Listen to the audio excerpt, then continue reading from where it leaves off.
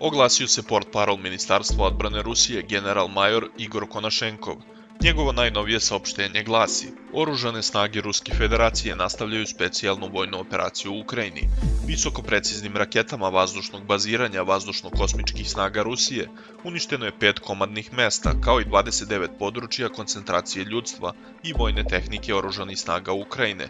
Osim toga, operativno-taktička avijacija neutralisala je 61 područje koncentracije ljudstva i vojne tehnike oružanih snaga Ukrajine.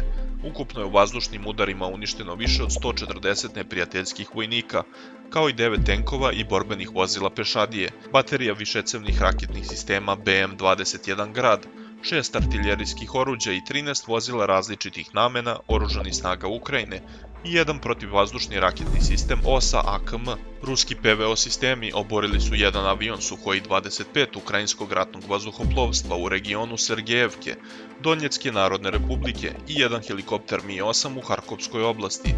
Osim toga, 7 ukrajinskih bespilotnih letelica je oboreno u oblastima naselja Gorolovka, Golomovski, Jasinovata, Varvarovka Donjecke Narodne Republike, Mali Prohodi, Nova Gnilica Harkovske oblasti, Pjatihatka Hersonske oblasti.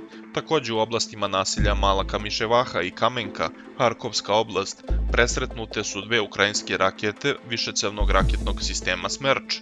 Raketne snage i artiljerija neutralisale su 128 komadnih mesta, 169 vatrenih položaja artiljerijskih i minobacačkih baterija, kao i 623 područja koncentracije ljudstva i vojne tehnike oružanih snaga Ukrajine. Uništeno je do 200 neprijateljskih vojnika, kao i 24 jedinice naoružanja i vojne opreme, uključujući bateriju haubica 155 mm M777 američke proizvodnje, topove 2 S7 Pion kalibra 203 mm, borbeno vozilo BM-21 višecevnog raketnog sistema Grad i 2 skladišta municije.